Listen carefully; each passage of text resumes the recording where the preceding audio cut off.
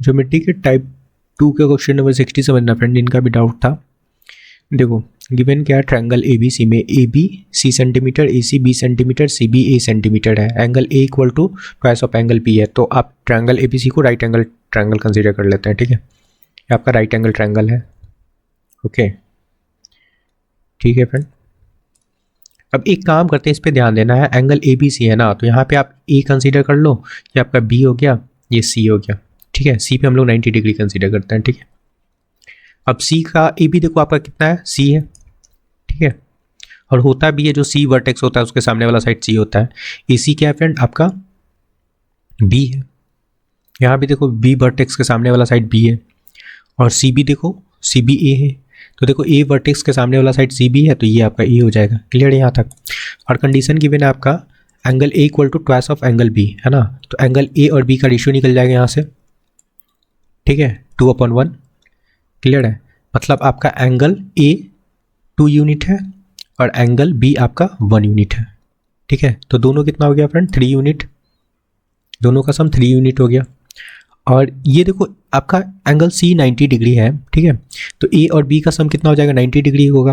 Eight means आप बोल सकते हो कि 3 यूनिट का जो वैल्यू है ना, ओके फ्रेंड, 3 यूनिट का जो वैल्यू है वो कितना है, 90 डिग्री। क्लियर है, इन दोनों का सम कितना हो जाएगा, 90 डिग्री होगा, है ना। ओके तो यहाँ से हम लोग 1 यूनिट का वैल्यू निकाल सकते हैं, क्या हो गया फ्रेंड आपका 30। ओके यहाँ से आपका 1 यूनिट का जो वैल्यू निकला 30 डिग्री, ठीक है। तो एंगल बी आपका 30 हो गया और एंगल ए कितना हो जाएगा 60, मल्टीप्लाई कर लिया 2 से फ्रेंड। क्लियर है, अब एक काम करना है, यहाँ से आपको tan लगाना है, ठीक है, tan 30 लगाएंगे तो tan 30 क्या होता है फ्रेंड, पहले तो tan 30 देख लो, tan 30 का वैल्यू होता है 1/√3, है ना, और ऊपर वाला जो वैल्यू होता है ये क्या होता है, परपेंडिकुलर होता है फ्रेंड, ठीक है, ये परपेंडिकुलर होता है और ये आपका 20 होता है, सबको पता है ये चीज़, ठीक है। अब देखो यहाँ पे 1 देखो आपका क्या हो जाएगा, यहाँ पे इसके सामने वाला ना, ये आपका 30 डिग्री है, तो इसके सामने वाला परपेंडिकुलर होता है, मतलब बी का वैल्यू आपका क्या है 1 है, ठीक है, आप इसको 1 कंसीडर कर लो, है ना, ठीक है। बी का वैल्यू आपका 1 निकल गया। अब क्लियर हुआ होगा कि 1 कैसे आया बी का, क्योंकि परपेंडिकुलर है, जो एंगल होता है ना उसके सामने वाला साइड परपेंडिकुलर होता है, ये 30 है तो बी इक्वल टू आपका 1 निकला, है ना, देखो यहाँ पे। क्लियर है, और आपका यहाँ से ए क्या निकल जाएगा, बेस होता है ना, तो ए देखो आपका √3 निकल गया आपका, ठीक है। ओके अब हाइपोटेनस निकाल सकते हैं, हाइपोटेनस आपका क्या है, सी निकाल सकते हैं ना, तो क्या हो जाएगा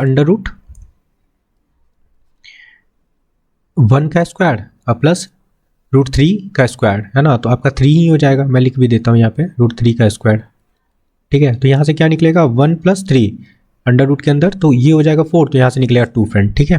अब आपके पास वैल्यू क्या आ गया, आपके पास वैल्यू आया, देखो ए का वैल्यू तो आपके पास है √3, ठीक है, बी का वैल्यू हम लोग निकाले कितना 1 एंड सी का वैल्यू निकाले क्या 2, बस ये वैल्यू पुट कर लो, डायरेक्ट मैं पुट कर रहा हूँ, ऑप्शन 4 आंसर है, ठीक है।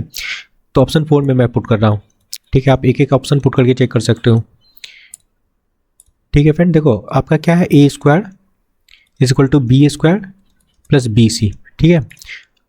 क्लियर है, अब समझना है आपको, यहाँ पे ए इक्वल टू हम लोग वैल्यू क्या निकाले √3, है ना, तो √3 का स्क्वायर आपका 3 हो जाएगा इज इक्वल टू बी का वैल्यू क्या है फ्रेंड 1 का स्क्वायर 1 होता है, सी यहाँ पे बी देखो बी का वैल्यू 1 है यहाँ पे, और सी का वैल्यू 2 लगाएंगे इंटू 2, ऐड कर लो 1 + 2 3 हो गया, है ना, देखो LHS बराबर RHS हो रहा है ना, LHS बराबर RHS, ठीक है, 3 = 3 हो रहा है, सेटिस्फाइड हो रहा है,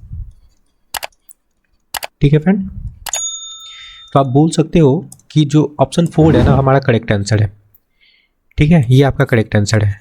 आई होप कि आप क्लियर हुआ होगा ये question. Okay friend, thank you.